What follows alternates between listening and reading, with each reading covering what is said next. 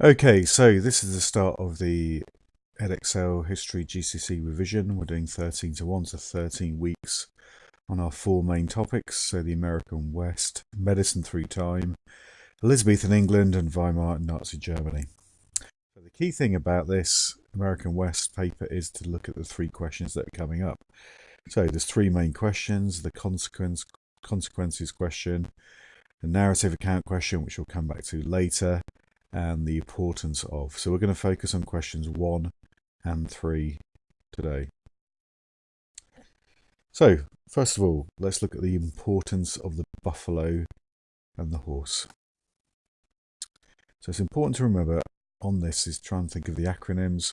So the first reason why the buffalo was important was the resources that it provided, obviously food, clothing and equipment. And a good way to remember this is that they used every bit of the buffalo. So bones they used for arrowheads, etc.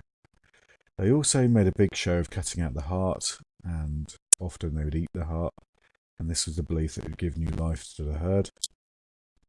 The buffalo is important because it really gave each person in the tribe a role. So the men went hunting, the women and the children cut it up and stored it, and kind of gave them structure within their own tribal society. An acronym to remember with the horse is horse. So obviously H was for hunting.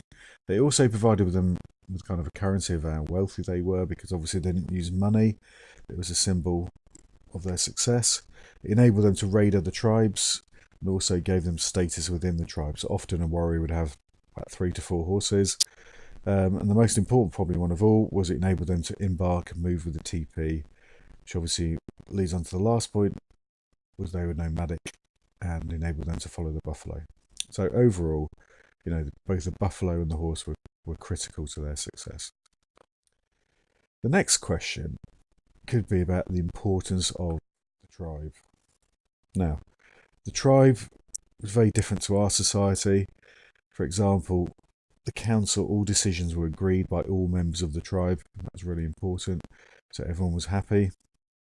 Unlike our society, obviously, our next king will be King Charles. Not because of his ability or strength, just purely because he's the son of Queen Elizabeth. So chiefs were chosen on their ability, how brave they were, how good they were at fighting, those types of things. Also within the tribe, young men formed warrior societies who really did the majority of the hunting and fighting. And this gave them kudos within the tribe. And also, women, squaws, looking after the teepee, those kind of things. And there's two distinct things with that is obviously Indians believed in polygamy, multiple marriage, and that's because lots of men were killed, and obviously would help the health of the tribe if they had more children.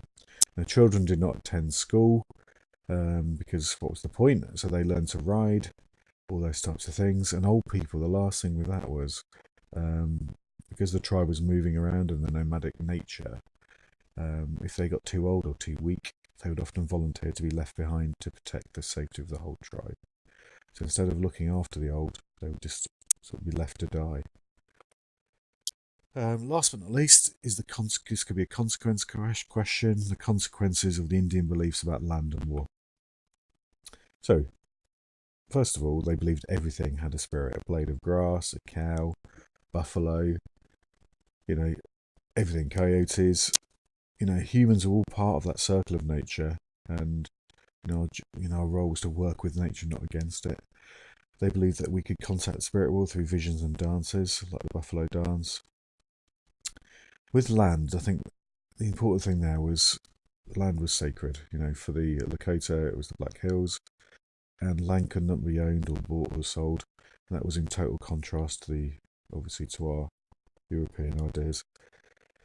Their beliefs about war was basically they would only risk war if it was worthwhile. So they didn't want to risk, killing people unnecessarily. So they used the coop stick. So brave warriors would touch other warriors with a coop stick, and if they felt they were going to be losing a battle, they would often just run away from any kind of dangerous conflict. So kind of hit and run tactics. And the consequences of all these beliefs was whites had totally different views about land. Land was there to be farmed, mined, the resources were there to be used. This obviously led to conflict with the Indians. The best example is Custer discovering gold in the Black Hills, and the Lakota obviously fighting against the miners. The other consequence was the US Army found it very difficult to engage Indians in a battle situation, because they were just steam in there and then just kind of ride away. So